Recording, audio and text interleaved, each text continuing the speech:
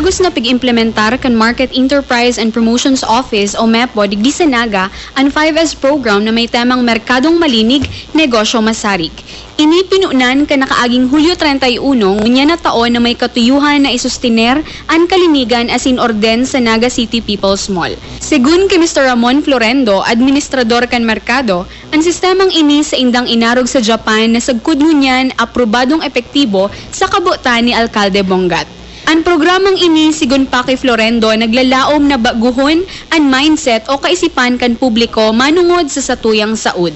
Sinasabi na dati ng lugar ini ning mga snatcher, holdapper, asin may mararaot na gibo, alagad ngunyan sa presenteng administrasyon, padiit-diit nawawara ang mga negatibong pagtanaw digdi. In a way, it starts with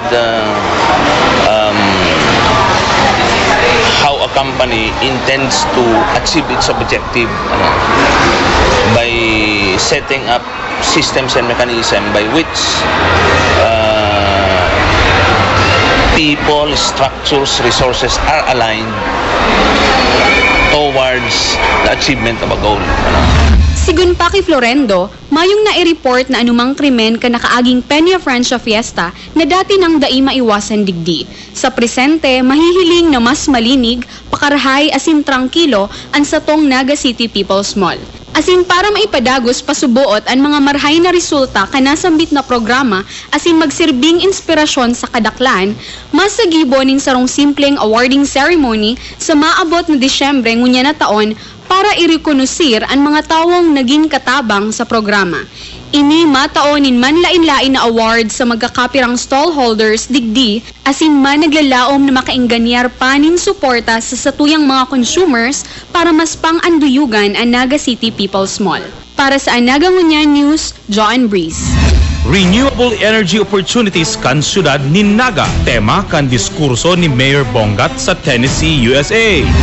Dara-dara ang modelong programa kan syudad ni Naga sa renewable energy opportunities at sa waste management practices. Saro sa mga mataon in diskurso si Mayor John Bongat sa gigibuhong Tennessee Renewable Energy Economic Council, TREEDC International Renewable Energy Conference sa maabot na Oktubre 12 sa God 14 sa Tennessee Tech University sa Estados Unidos de America.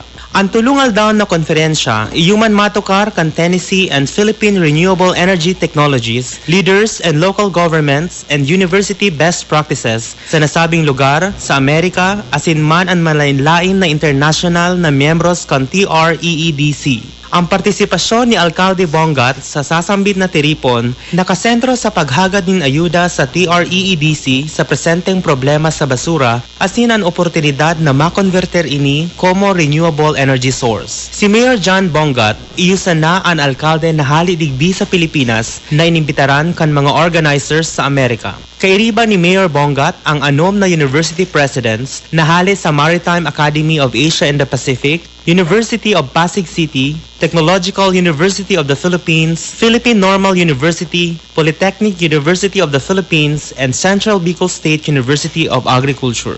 Para sa Naga Ngunyan News, RV Osman. Katuwang ang Department of Agriculture, Naga City Agriculture Office, pinanginotan ang seed distribution. Sa katuyuhan na matabangan ang mga paraoma sa paaginin pagtaon ng dekalidad na binhi, ginibo ka Naga City Agriculture Office katuwang ang Department of Agriculture ang seed distribution ka nakaaging Oktubre 8 sa opisina kaini digdi sa syudad ni Naga.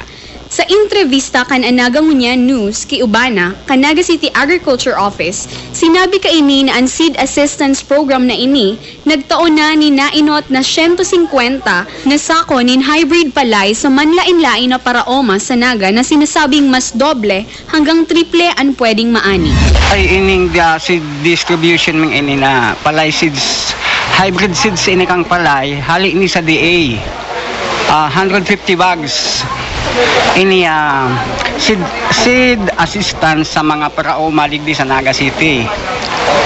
So, dumalang ni sa mga talagang paraoma.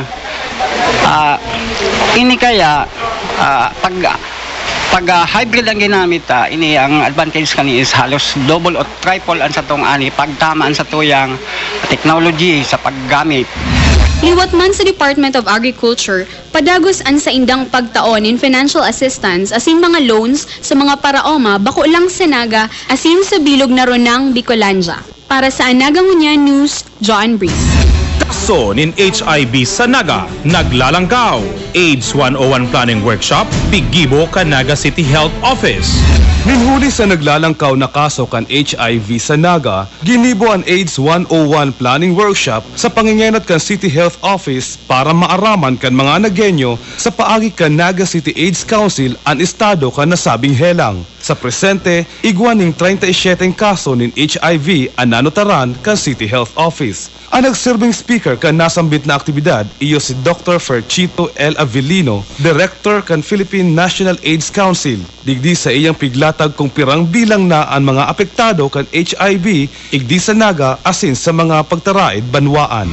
Kailangan natin maging aware sa HIV ang Naga City mismo dahil sa buong lugar dito sa Camarines Sur, ang Naga City ay ang lugar na kung saan may pinakamataas na bilang ng mga Bicolano na nahahawa ng HIV.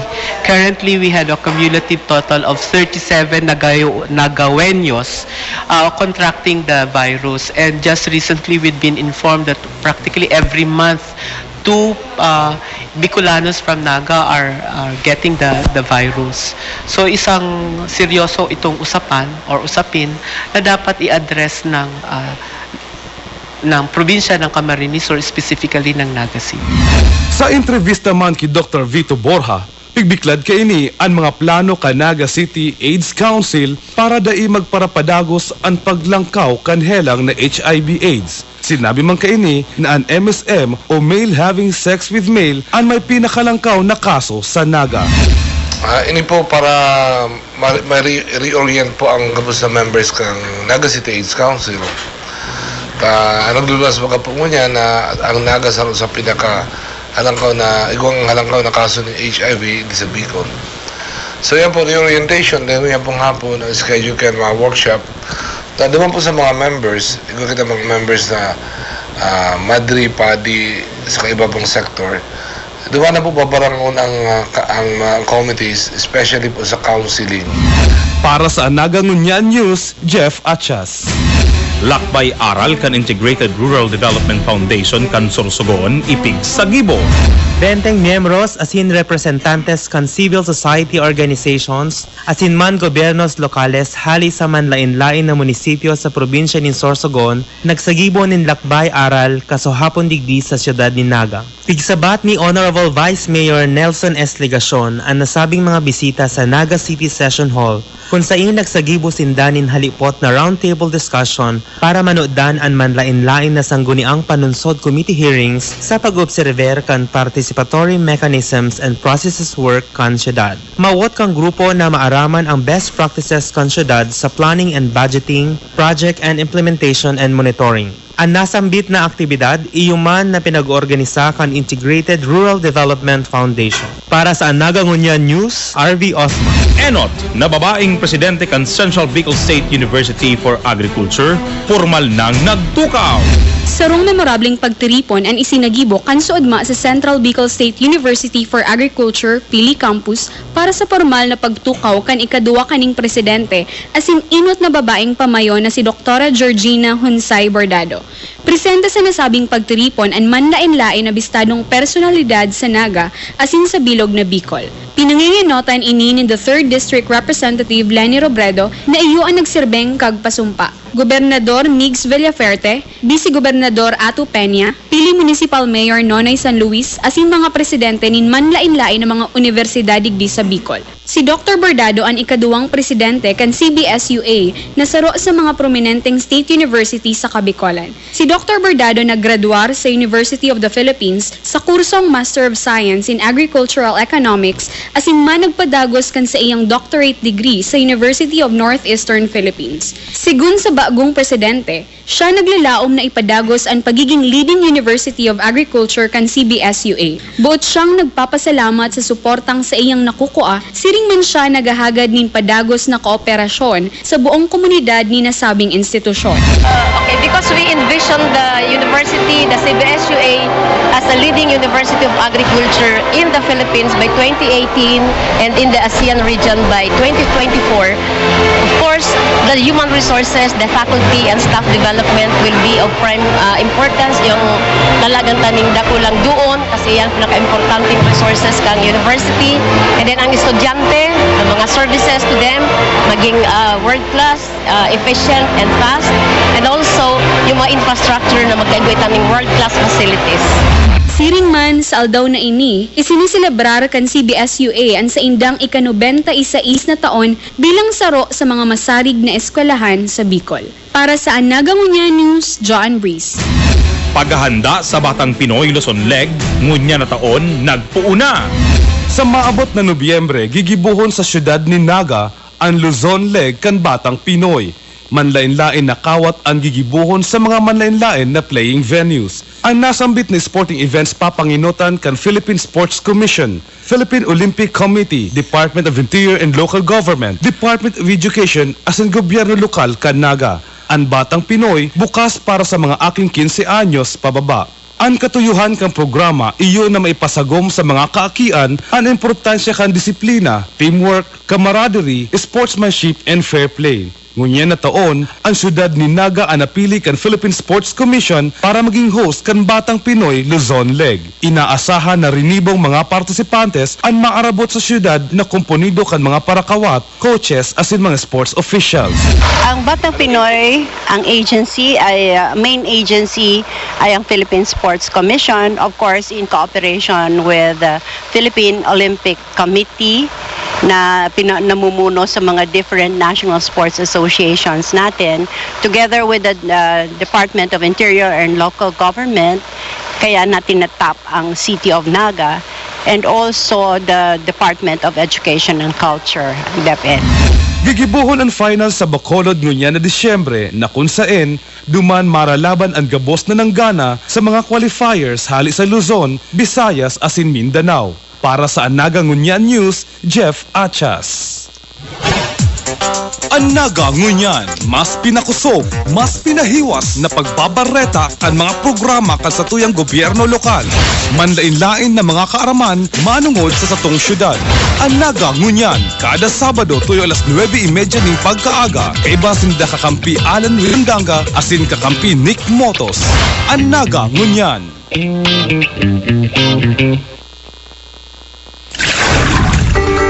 Iniang sa kuyang wish para sa satuyang salog. Magayunon sa kapalinigon ang Naga River para pag-abot ng aldaw, maging kaakit-akit ini sa kamaunlad ang turismo sa Naga. Sana maging malinig, tanganing ang mga parasira, ang madakot tinda malinig ang sira.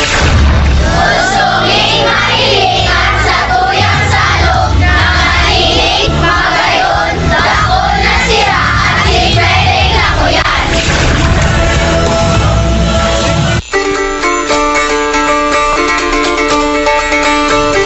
Kaya sa tuyang pangatamanon asin imantiner ang kalinigan sa salog na ini, na kung saan iyo ang nagtataon ng paglaom sa satuyang mga Bicolano.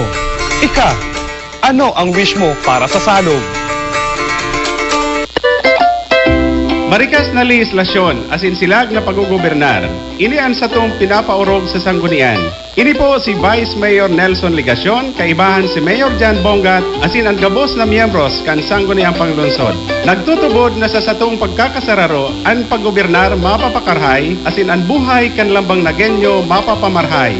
Dalanon yato ang SP Naga Live sa Sky Cable TV Channel 6 kada Martes, alas 8 hasta alas 12 din aga, asin basahon ang SP Highlight sa Bicol Mail. May mga informasyon man sa satong website sp.naga.gov.ph asin ubang Facebook page www.facebook.com/spnagacity para sa komentaryo asin suhestyon. Ipadagos niya to ang satong pakikiaram, pagpapartisipar asin pag-antabay sa mga programa asin polisiya kan syudad para sa padagos na pag-uswag kan maugmang lugar.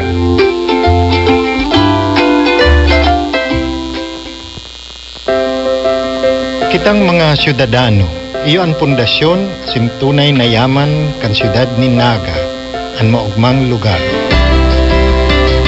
Ini po si Councilor Esteban Greg Abunal, kaibahan si Mayor Jan Bongat, Vice Mayor Nelson Ligacion, asin ang kabos na miyembros kan sangguniang panlungsod, nagpapaabot kan satong mga programa sa edukasyon. Para sa nasa kindergarten, igwa kitang EduCare na minataong dekalidad na preparasyon asin marhay na pundasyon para sa satong mga kaakian. Sa elementarya asin sekundarya, ang satong Queen asin Sanggawadan program nagtataong asistensya sa nagkukulang-kulang pantustos sa pagpapaeskwela. Nagtutubod man kami na dapat kada pamilya igwanin graduado sa kolehiyo, kaya ang City Tertiary Scholarship Program nagtatabang sa mga mayong pantuition pero marhay na mga kahubinan. May programa man kita sa mga out of school, maski may edad na, basta porsigidong makatapos ang satong Alternative Learning System Program bukas para magtukdo sa gabos. Ang edukasyon sa tuyang prioridad. Takon gabos na kapag-adal, ang katiusan malalabanan, asin ang progreso sa tung makakamtan.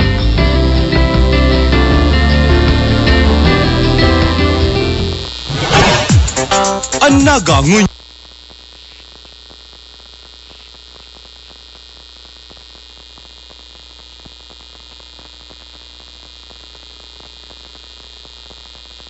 Sabadong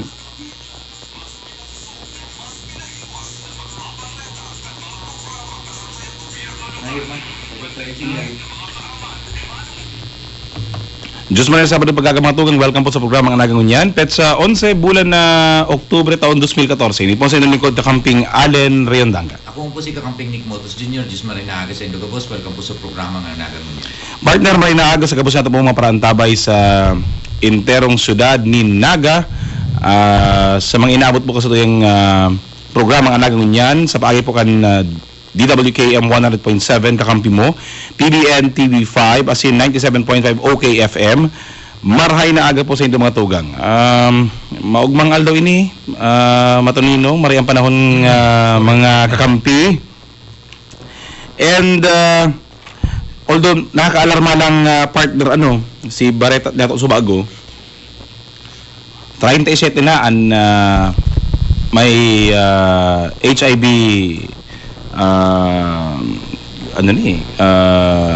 affected individual sa Naga. As in, ano yan partner? Dua ang nadadagdag kada bes. Kada bes, Oo. Kung sabihin, mga tugang. Aldia yan. Oo. Nakakaalarma po ini. Ninhulita ang paglakop kang hilang nani. Dahil man lang ni malilimiter digdi partner sa dua. Iyo. And ini mga taon doon sa pagkausa ng alarma, taon na magkausa ng garo may epidemya ngayon ng HIV sa Naga. Although, sabi nga ni Ken, we're already a metropolitan city. Masakit na pong mag-control kayo. Although, ili po man pagimata sa publiko, na igwang siring na problema na kinakatubang po sa tuyang syudad. Nakaipuhan ta pong pagtarabang-tabangan, kaipuhan ta pong tawanan ng magkakanigong aksyon sa pagi po ang pagtarabangan kang pribado as in publikong sektor. And importante di partner ining awareness na ginigibo nga ni kang gobyerno, kang Department of Health.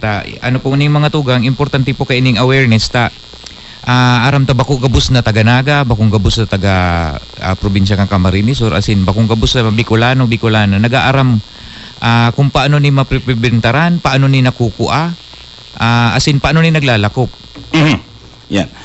And at sa mga tugang may mga kaibahan mo kitang bisita, may pong iba ang sa tuya pong ang kuya ng bayan, ang kuya sa Metro Peso, ang sa mga pong kuya Nonoy, Mr. Nonoy Reforzado, ang Public Employment Officer kan Peso kan Public Employment Service Office. Pero antes mo kayong mga tugang, igwalan mo kitang importanteng anunsyo. Primero partner, may pinagtalaan na telefon at siya ning meeting ang mga maestra kan Parents Teachers Association. Kaibanan po ang Naga City Subdivision Homeowners Association. Diyan po sa may St. Joseph School. At siya pong alas 2 ng pagkahapon sa St. Joseph Gymnasium. Hindi po para pag-urulayan, para po tukaron, ito po bagang impending na proposal na ilipat po si southbound terminal duman sa may tagiliran baga sa may likudan na mga tugang kan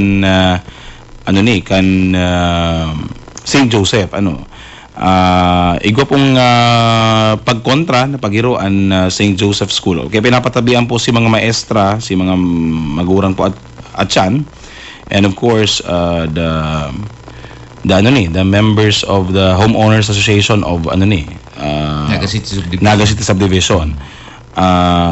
Ini po pigkukuyan tabigaan ng suta tangarig magkaigo po ning makuha itong balance sentimiento. Ini po baga igwa ng ordinansa syudad pinag-override si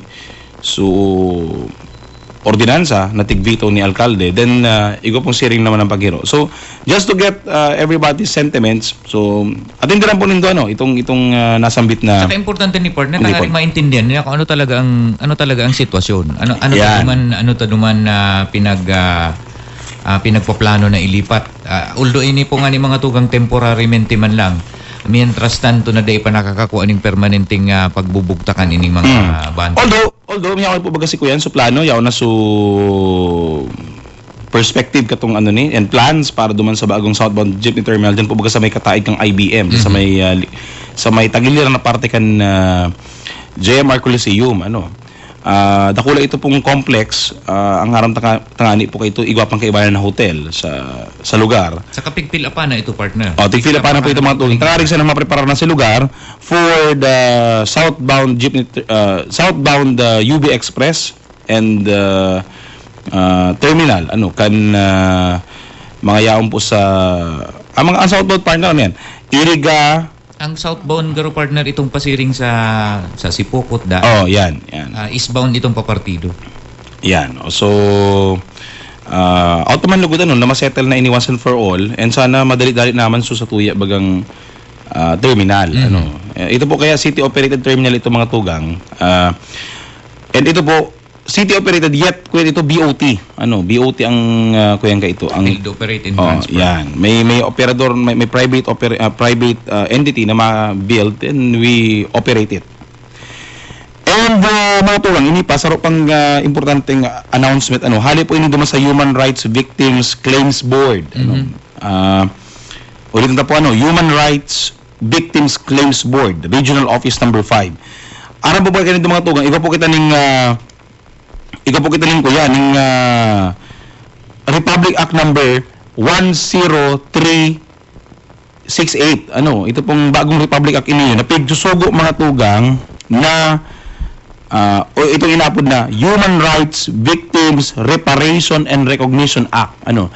Digdi po sa bagong ley na ini mga tugang pigsusugo po digdi ang gobyerno na tawanan ni magkakanigong reparation itong pagtauning danyos duman sa mga naging biktima po ng human rights violations kan panahon in particular po digdi sa rehiyon Bicol sa runa kan Bicolandia kan panahon ni dating presidente Ferdinand Marcos. Yan ang covered kay mga tugang si mga human rights violation from September 21 1972 to February 25 1986. And ito po daan sa rumbulan antes kang September 21. Gusto pong sabihon August 21, and sa rumbulan after katong date na ito which is March 25. Kaibanan pa po dahil ito mga tugang sa pwedeng mag-claim ning reparation, ning danyos digdi po sa Human Rights Victims Claims Board. Ang filing kayo mga tugang, ang deadline po kang pag-file kayan is on November 10, 2014. Ini lang po ang importanteng kuyan kayo niyo, may pong bayad ang pagko-filing application. May po dapat maghagad sa ito ng bayad. Pero po digda sa mga taga Camarines Sur, asin po sa mga taga Camarines Norte, ang Ang gigibuhan po kan regional office kan Human Rights Victims Claims Board Regional Office number 5. Ito po sa indang opisina sa Legazpi. Isasara po muna ito temporarmente sa October 20 hanggang October 24. Tangarig sa na po na matawanan nin magkakanigong serbisyo si mga taga Camarines Sur asin Camarines Norte. Iko pong remote intake of applications na gigibuhon dyan po sa may Kamaligan Sports Complex. So, halimbawa po kaya biktima po kamo ng human rights violations, kan panahon kan martial law, ini po si panahon ng mga tugang na ma-recognize kamo, and at the same time, makakuha po kamo katundan news, na entitled po kamo under the law, And of course, kung sakali po dapat may mga kaputan po kamo, antes katong gigibuhon na remote application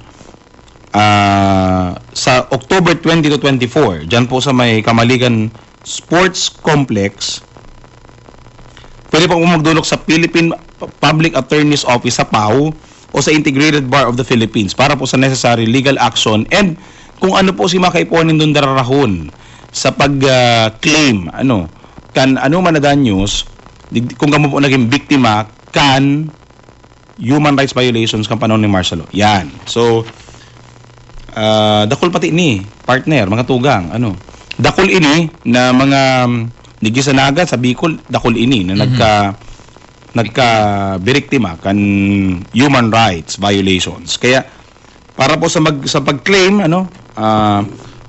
magdumana lang po sa Kamaligan Sports Complex for the remote intake of applications. Yan. And mga tugang, araw kan sabit makakaibanan po niya itong unyan namamayo kan Naga City Governance Institute na pati Naga City Oversight Committee at the same time po iuman ang Public Employment Officer kan Metro Peso Mr. Nonoy Reforzado para po tawanan kita ng mga updates manungod po sa mga programa, aktibidades kan syudad, especially those na nagka-oversight na kumbaga kan meeting ini mga tugang and ang sa tuya pong bisita, good morning po Mr. Nonoy Reforzado. Good morning Sir Allen, Sir Nicky, and then sa gabos na prahinanyog kan programang Nagangunyan. Matawanta lang po nindikit na kumbaga pagpaliwanag kung tano na bilog o nabilog o ginibo ang executive order numerado 2014-021. Bale aram ta po ba kaya na ang satuyang alkalde si Mayor Jan, siya talaga sarong hands-on na mayor, hardworking, and then gusto niya halos gabos dapat na projects na monitor niya and then naaraman niya kung ano nang status. So ang ginibo kan sa tuyang alkalde, nag-create siya ng executive order nga pag nga ni kani itong Naga City Governance Oversight Committee.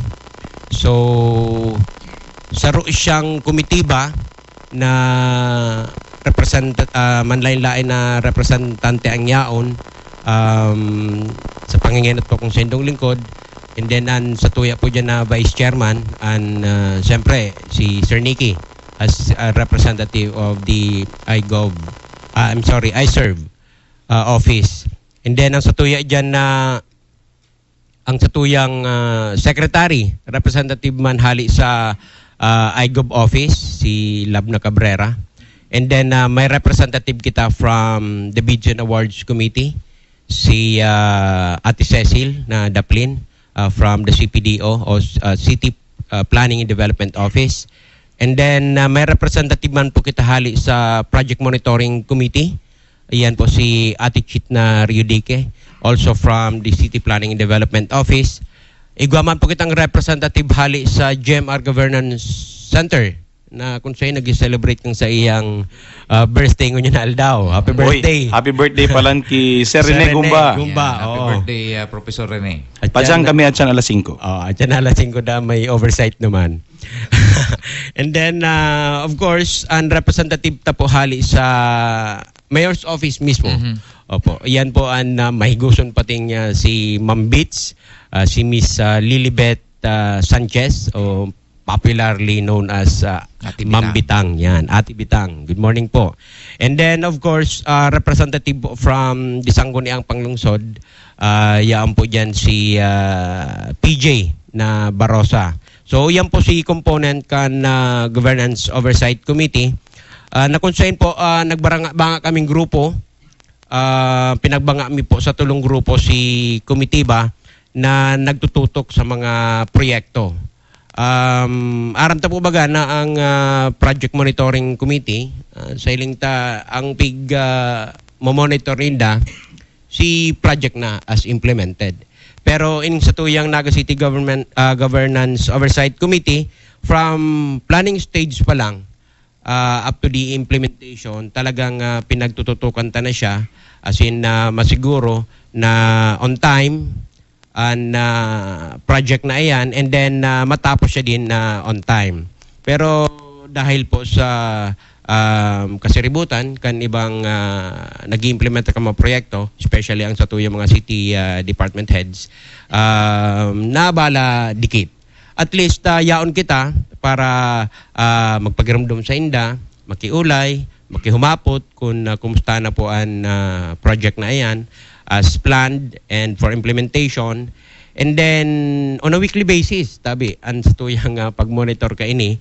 And then on a weekly basis din nagmi-meet ang Governance Oversight Committee para i-consolidate, pag-urulayan, as in makataon ni mga recommendations sa mga projects na pinag-monitor. And then kung ano pa ang sa tuyang pwedeng maitabang, maisuggest, especially sa nag-i-implement na office or department head, tinatawan ta po nin ayuda. And just recently pala, pinag-appoint kan sa tuyang alkalde si Engineer Corky Lim para maging katuwang kan committee na aram po nito sa committee, kaya mayo kami nin technical na tao para maghiling, especially sa mga projects poon sa pag-monitor ka mga implemented na projects and pagplano o ito pag-ibok ang inaapod na program of work. So igwana po kita kayan ngunyan, igwana kitang technical consultant on infra projects. Yan po si Engineer Corky Lim. Yan. Kuya Noy, ang kuya lang, siguro, ang kung sa publiko, ano itong mga projects na hiling na kan oversight committee na siyempre sa project implementation kaya baga man talaga perfecto ang paggigibo kan programa. Igwa na ba kita mga arog kaning mga proyekto kan syudad na nahiling ta si problema, and ano si action na ginibo kan oversight committee to address kung igwa man na arog kaning mga problemang inaatubang si mga proyekto kan syudad. Okay. Saro ka ini yung may tataotang sample kang project. Pati kaya igdi si mga text na nakaabot kay Mayor, mga hagad tabang, reklamo. Ini in terms ni sa patrabaho, sa proyekto. Iyan pinapaabot pa kang sa tong alkalde para trabahon kan komitiba. Ang saro kayan igwang sarong nag-text ata kay Mayor na nagpaabot na igwadang sarong irrigation kanal na route na. So iyan irrigation na yan siservisyohan ka ng mga barangay kan si mga farmers ta sa barangay Kararayan, Balatas, Concepcion Grande and Concepcion Pequeña. So siginibukan oversight committee pinagbisita tulo si lugar, and then within 3 days, I think, nagibot atulo si program of works, kung ano ang kaipuan na gibuhon duman para mapakarayaan na irrigation canal. And then sa ngunyan po, yaon na po siya kabali sa budget kan National Irrigation Administration. Kabali na po siya sa budget for 2015. Kung gustong sabihin po, na ipaabot na tulos sa NIA, sa National Irrigation Administration, si problema. And then, pinagtawan man tulos ninda in action. Kaya lang po ang budget ibabali po da sa 2015, pero napaka-clear po na lakdang na ginibukang grupo na na-action ng tulos si problema duman. And then sarap pa po kayo ni itong programa po baga ni executive order din si MP3 project ang inaapod, Molino, asin palitada para sa parauma. Sa mga parauma. Ngunyan po sa pagtutukan na komitiba sa programang iyan, bale yaw na po kita duman sa stage ngunyan na pinaka-update po kayo ito, mapili na lang po or ma-identify na lang si alkalde kung arin ang gusto niyang ipagibo, ipainot ngunyan. Yan Molino sa palitada para sa parauma project. Ini tabi Kuya Noy ang kumbaga mabugta kita ning mga palitada. Ning mga drying solar dry. Multipurpose pavements. Pavements sa mga lugar. So ang mangyayari digdi kung ako kagsadiri ning lote gusto ko maka-avail katong programang ito, itutugot ko ang sa kuyang lote, nabugtakan. Correct. Pero bako lang dapat ako bako ka lang magamit. Magamit. Multipurpose. Ko sabihin, kung may mga pagtaraig kang parauma, dapat makagamit man siya. May minimum partner, dagdag ko lang ni Chairman Noy, dagdag ko lang primero. Primero, ang function kang Governance Oversight Committee, bako man lang limitado sa infra projects. Ini po, kabali itong ibang mga programa na daiman inbelto ang infra. Ikadua, digdi sa MP3 project, ang sistema di partner, nag-identify kita ng mga lugar, mga project sites na pinagpilian depende duman sa mga criteria ang sinabi ni Alkalde dyan. Ang saro ding criteria partner, dapat harayo itong mga sa tinampo. Kay puanan kaya, ang sarong purpose po kay mga tugang, nagrereklaman sa tuyang mga parauma, grabe na partner ang gastos ninda pag nagpapaani, duman pa sana sa paghakot, hali duman sa inanihan, abot sa tinampo. Asingko? Adjis na partner. Adjis ang kada sako. Adjis po mga tugang, ang kada sako, paghakot pa lang, hali duman sa pig-anihan ninda, abot sa tinampo. So, saro sa gigibon kaning proyekto iyo, maglaag ning palitada sa tahaw kang na kung saan a minimum of 10 farmer beneficiaries ang makikinabang. Itong nasa palibutan katong palitada. Ang magiging purpose po katong palitada, iyo ang maging buunagan, maging processing, harvest processing, post-harvest facility, kang mga parauma na dumampasa na sa lugar, maproseso na sa iyang paroy, tangaring mailuwas man duman sa alang na siya. Kung pwede nga ni umalagan tanan ning Molino, kaya nga ni digdi sa MP3 may aspetong component na Molino. Taang objeto na iluluwas itong produkto hali sa bagas na partner. Bagas na siya. Sa paagi po kay kang ini, kung high value na ang iluluwas na produkto, mas mako-compensate na partner itong paggastos mo kang paghaul hali duman sa site pasiring sa tinampo. Kung sabihin po, imbis na paroy ang iluluwas, bagas na siya. As in ini, open duman sa mga farmer beneficiaries duman sa area na dawa si sa magpaani, priority kung isa ang magamit. Dahil man nang gusto sabihin na kung isa na si may sa diri kang daga, iyo sa na ang ma-utilize. As in, igdigwag kitang kontrata. May agreement ang gobyerno lokal kang Naga, as in si may sa diri kang daga, kabali man itong mga parauma, na nagsisignify ito may sa diri na ipapagamit niya si daga na mabugtakan katong palitada for a certain period of time. Nagkakapera kaya si options, igwang gustong 10, igwang gustong 13, igwang gustong 15 years na ipagamit si sa indang probyedad.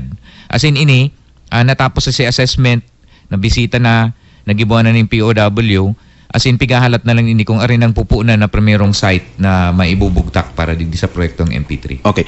Ano patabi, kuya, rin sa iba pa mga proyekto kang syudad na nahiling ta na, alam mo, ito may mga problema baga sa project implementation. Sa iling ko, importante man na maaraman kang publiko. Ano ba ini may mga problema pa? Kasi, ano kang sabi ta, may man talaga ng perfectong project implementation. Pero kaipuhan, dahil man dapat kita magparatugot na matuod kita na perminasan ng may problema. Dapat, sabi nga ni Kayan, if we can perfect it, so much the better. Ikaw kita mga araw na kayo nasiring na-encounter sa Oversight Committee?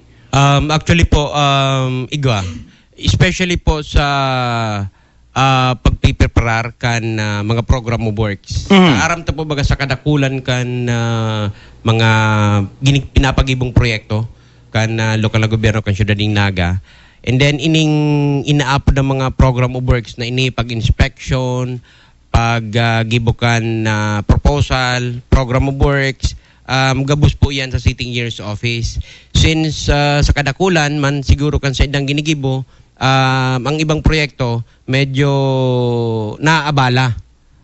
Kaya kung sa tuya pong committee ba, nagkaigwa kita ng technical consultant na kung kay po na talaga siyang magibuhan ng program of work, iyan po pinagigibo na kan committee ba.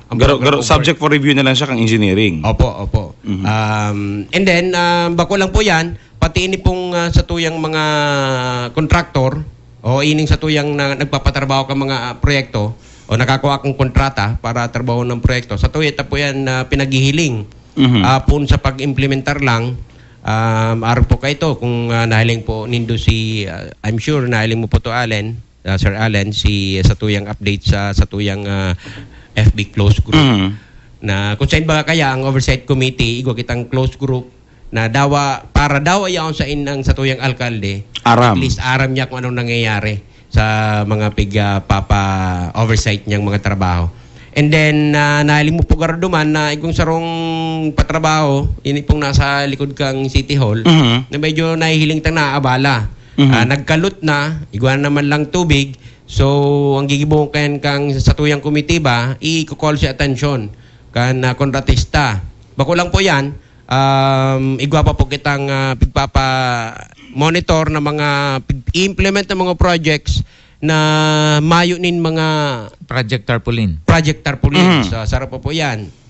Importante pati yan kasi dapat day kabayaran pag may kakang siring kaya. Opo. Ang pigsabi tangani kanin sa mga kontraktor na dapat nga ni bago sila magpuni, guwanan sila ng project tarp. Tanga, ini po pag mga tugang ito po pag ang tarpaulin na mahiling nito ang informasyon tungkol sa rong proyekto. Ano ang pangalan ng proyekto, si gastos, kupirang aldaw, isa inang ganang kontraktor, asin sa inang lugar. Kaya importante po ining tarp na nita, pagpapahiling tabaga digdi si transparency sa kasi accountability. Pero ang importante, partner, sa tarpaulin dapat mayang lalaw guning politiko. Correct. Yan. Kaya mahiling po nindo digdi susunod kang naga mga tugangan sa tuyang mga project tarp, mayo po kung mahiling nalalawgun. Yan. Okay.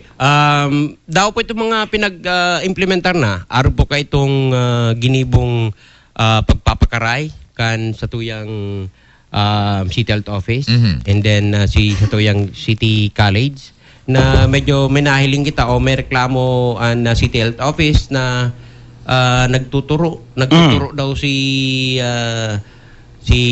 Atop. So ang ginibuta po pinaghahagat ang tabang kang City Engineer's Office para mahiling kung tanong nagtuturo ito, and then ma-call si attention kang nagibo.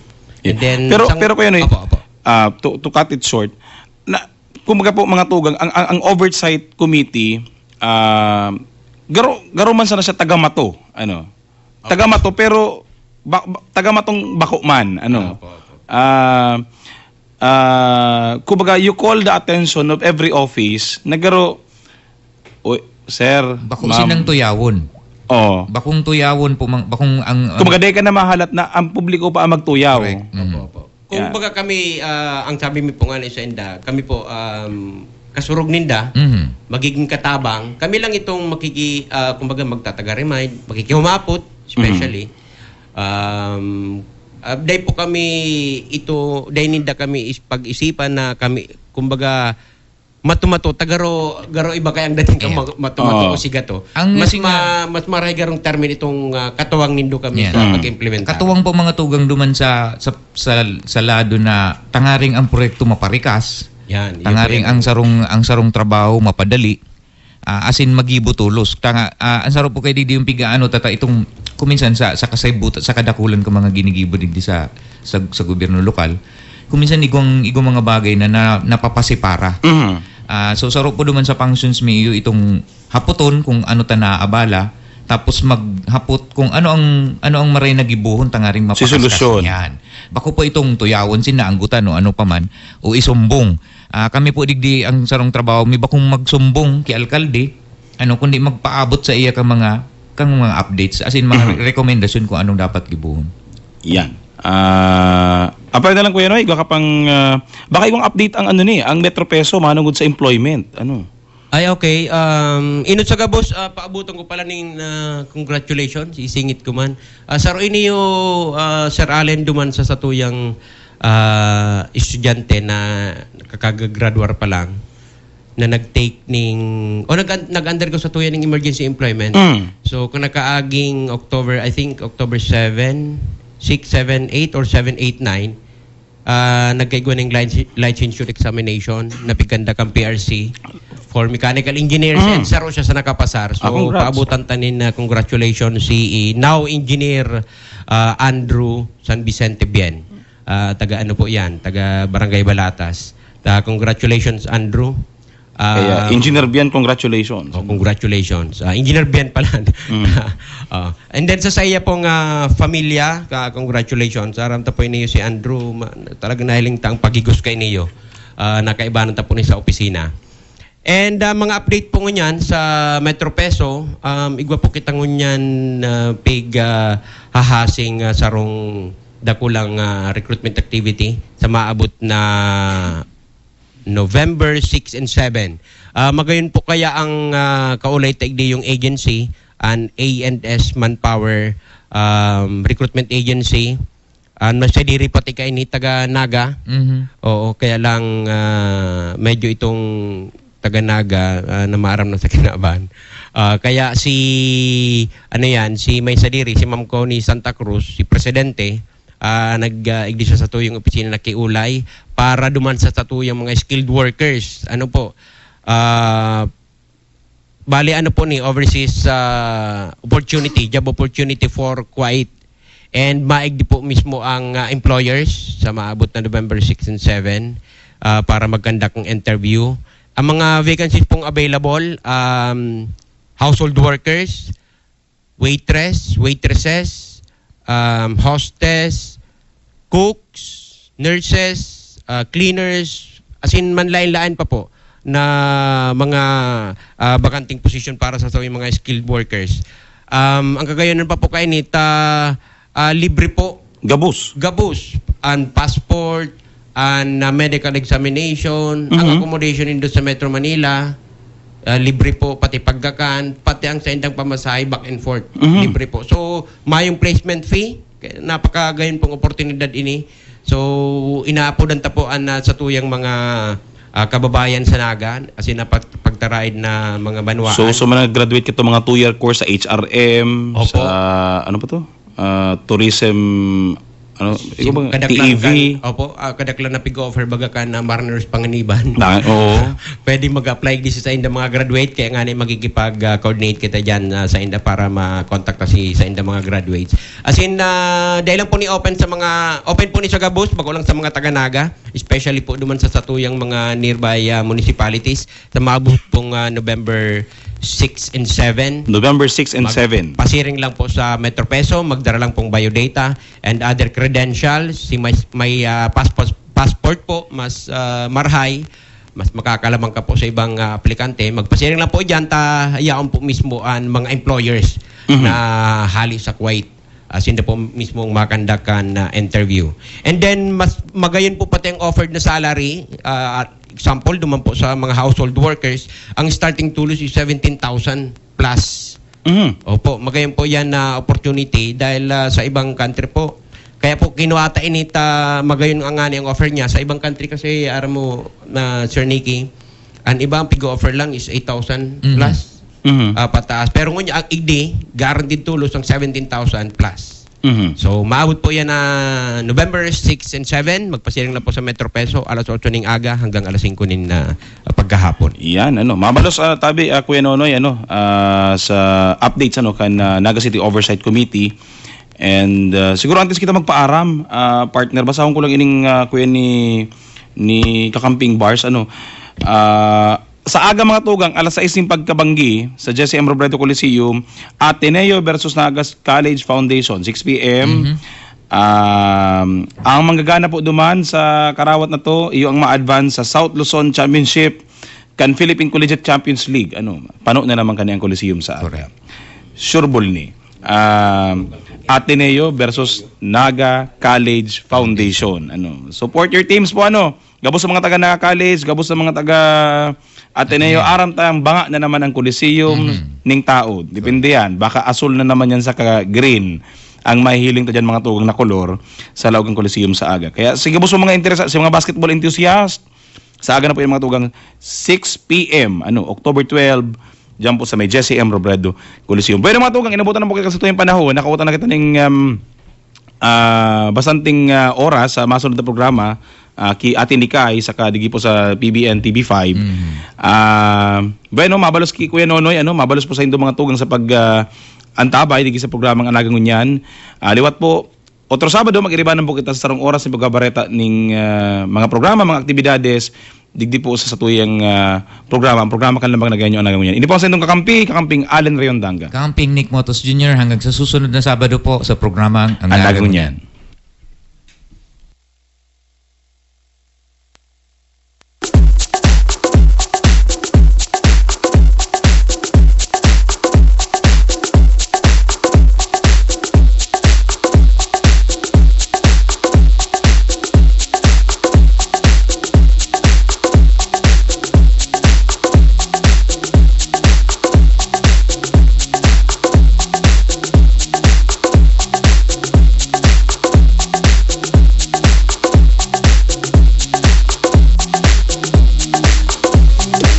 Super sikat na superhero, narinig mo na nga halos lahat.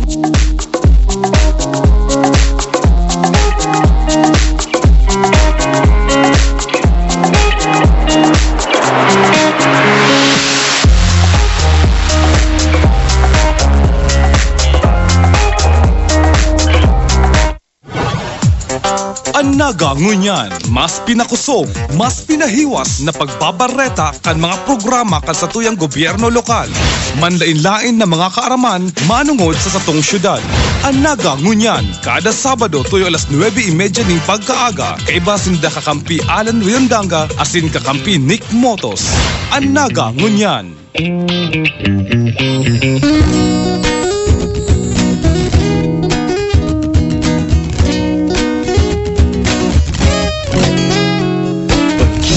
Sa umaga, pagpasalamat kay Ama sa isang bagong araw na pinagpala. Buksan mo ang iyong radyo at magdibka